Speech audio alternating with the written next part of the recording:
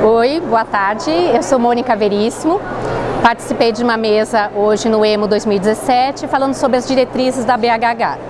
Meu tema foi transfusão em talassemia e foi muito interessante porque foi pontuado, eu consegui pontuar as questões principais que dificultam o tratamento transfusional na talassemia. E surgiram várias dúvidas que acabaram sendo respondidas dos palestrantes para a população que estava lá, para os médicos, vários médicos que estavam lá. Então, a primeira questão é que quando a gente deve iniciar a transfusão nas pessoas portadoras de talassemia? Vale lembrar que a gente tem que avaliar primeiro de confirmar o diagnóstico da talassemia maior. E depois que esse diagnóstico estiver confirmado, nós devemos fazer uma avaliação, monitoramento, quanto está a hemoglobina daquele paciente. Se tiver menor que 7, por 2 medidas no intervalo de 2 semanas e não tem nenhum fator que influencie essa queda da hemoglobina, então vale a pena começar a transfusão, porque quanto antes a gente começa a transfusão, quando existe indicação, menos efeitos adversos o indivíduo vai ter ao longo da vida.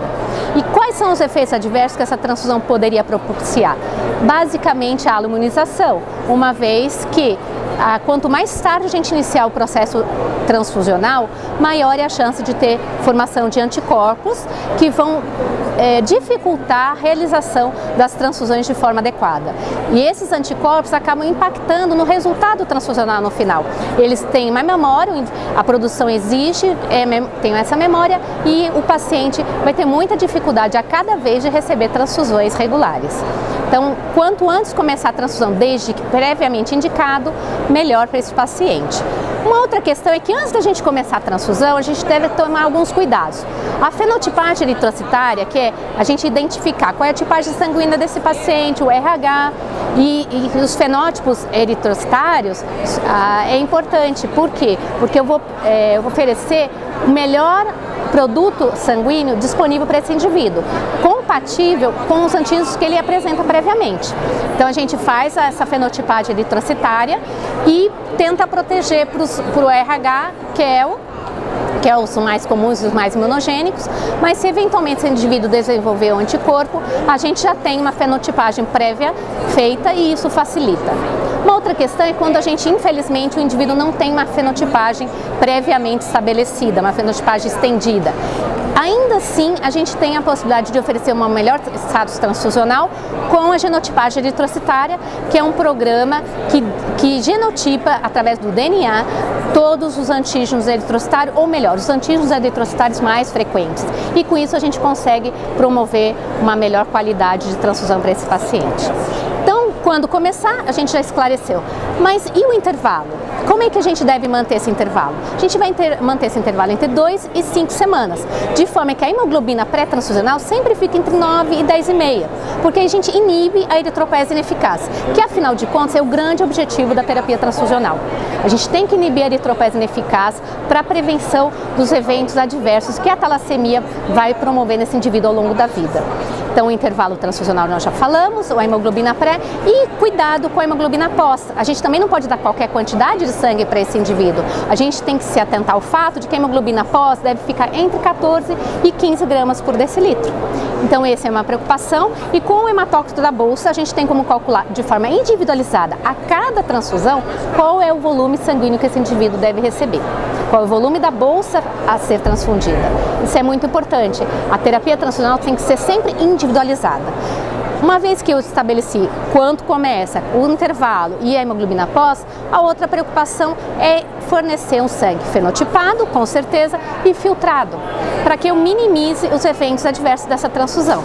Porque quanto esse sangue estiver filtrado de forma adequada, eu reduzo não só a imunização, eu reduzo os eventos adversos, as reações febris não hemolíticas e reduzo a possibilidade de transmissão do citomegalovírus, que é um vírus intracelular. Um outro evento adverso que a gente pode prevenir na transfusão são as reações alérgicas e que quanto mais grave, elas podem até evoluir para choque anafilático. Então, o diagnóstico deve ser feito de forma precoce, uma vez que o indivíduo tenha uma reação alérgica, tem que ser investigada a causa e a partir daí ele recebe sangue lavado, para evitar de ter novas exposições a proteínas heterólogas.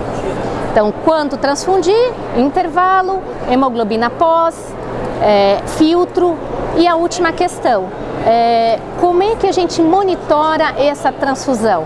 Como é que eu vou saber qual é o intervalo adequado? Eu tenho que saber a necessidade transfusional anual desse indivíduo. E para isso, essa necessidade transfusional é calculada baseado em ml quilo ano.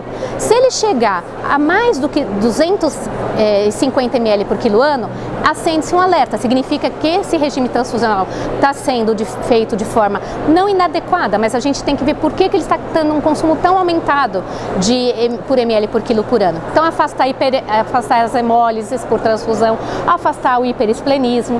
Então, mais um motivo para a gente monitorar, saber quanto que a gente está transfundindo para cada indivíduo por mês, e no final do ano a gente faz uma análise integrada.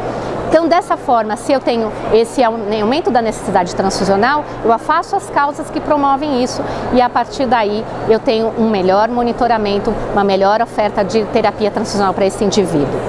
E, por último, que a gente não pode esquecer, que cada indivíduo é cada indivíduo e a transfusão deve ser sempre individualizada. Muitas vezes o paciente está transfundindo a cada 2 semanas e por algum motivo ele precisa transfundir a cada 4 semanas. Então eu vou ajustar o volume, eu vou verificar essa possibilidade para que ele tenha uma inibição da eritropoese que é chamada ineficaz constantemente, para que a gente não tenha a possibilidade de evoluir com uma complicação grave, que hoje a gente sabe que é a hematopoiese extramedular, que os indivíduos podem ter comprometimento da medula, da compressão dessa medula espinhal, com formigamento, parestesia, quadros neurológicos, ou eventualmente até compressão de órgãos sérios, órgãos necessários como o coração e o pulmão.